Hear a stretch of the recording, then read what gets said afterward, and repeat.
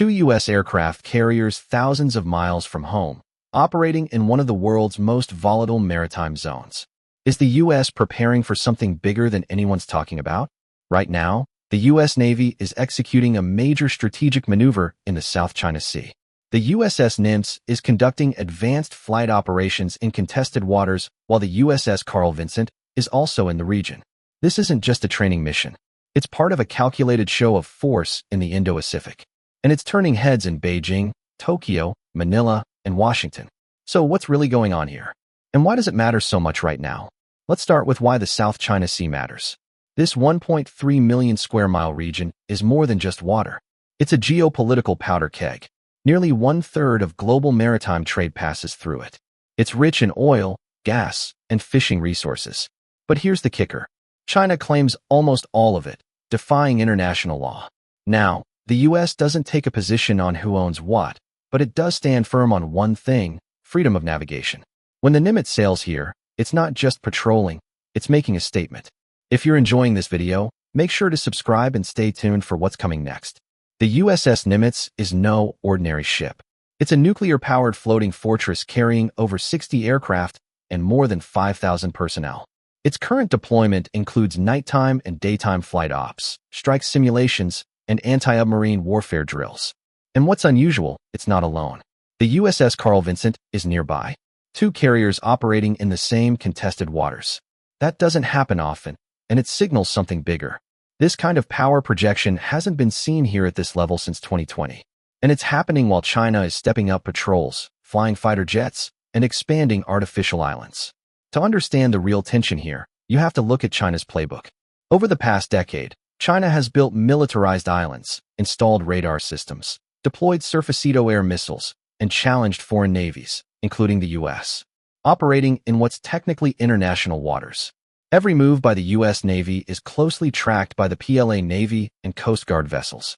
So when two U.S. carriers roll up to the neighborhood, China watches and they worry. This isn't just about ships and planes. It's about dominance, deterrence, and the balance of power in the Indo-Pacific. Here's the thing. It's not just China and the U.S. in this drama. Countries like Vietnam, the Philippines, Japan, and Australia are watching very closely. Some have their own disputes with China. Others are concerned about being caught between two giants. In fact, this dual-carrier presence is also about reassurance, telling allies, we've got your back. The U.S. wants to show it can deploy, maneuver, and operate anywhere, anytime, even in Beijing's backyard. This could just be a strong message or the opening moves of a longer strategy. With tensions over Taiwan, increasing U.S.-China rivalry, and shifting alliances in the Indo-Pacific, these operations aren't just routine, they're a test. Will China back off or ramp up? Will allies join the U.S. in future exercises? And what happens if there's an incident, a miscalculation, a collision, or worse?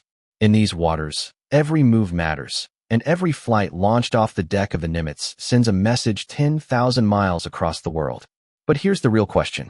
Is it just the Nimitz and the Carl Vinson out there? Or is something bigger unfolding beneath the radar? Because aircraft carriers never operate alone. Each one sails with an entire strike group. And those strike groups are made up of some of the most advanced warships in the world. We're talking guided missile cruisers like the USS Bunker Hill, destroyers such as the USS Dekar, USS Wayne E. Meyer, and USS Chung Han, all equipped with Aegis combat systems, Tomahawk missiles, and advanced anti-submarine capabilities. And then there's the silent presence beneath the waves. Attack submarines whose movements are rarely disclosed, but you can bet at least one is lurking nearby. Beyond that, there are constant air patrols, refueling tankers, surveillance aircraft like the P-8 Poseidon, and logistical ships keeping the whole fleet supplied 24/7. And while the U.S. Navy rarely reveals the full scope of what's deployed in real time, what we do know suggests this is not a symbolic visit. It's part of a well-coordinated, high-readiness naval presence. One designed to be flexible, scalable, and ready for any contingency in the Indo-Pacific. So, the Real story isn't just two carriers. It's the full picture. An entire network of ships, submarines, and aircraft, all working together in one of the most volatile regions in the world. This isn't just a Navy story. It's about global balance, rising tensions, and how superpowers signal strength without firing a shot. As the USS Nimitz and Carl Vinson cruise through the South China Sea, the world watches and waits. If you're enjoying this video, make sure to subscribe and stay tuned for what's coming next. Let's not forget the air refueling operations that allow fighter jets to remain in the air for extended missions. KC-135S or FA-18 buddy tankers enable continuous air coverage, keeping the skies above the fleet secure at all times. And there's more. The U.S. Indo Pacific Command is known for moving assets across the region quietly. At any given time, other U.S. Navy destroyers, submarines, and support vessels are transiting nearby choke points from the Philippine Sea to the Strait of Malacca. You might also see Allied ships operating under separate flags, but integrated into the larger strategic plan.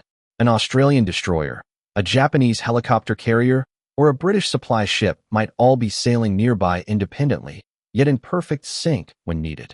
It's not just a fleet.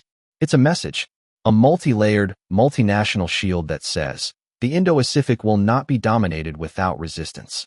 And while headlines focus on the two carriers, the reality is much bigger, much more complex, and much more prepared for escalation than most realize.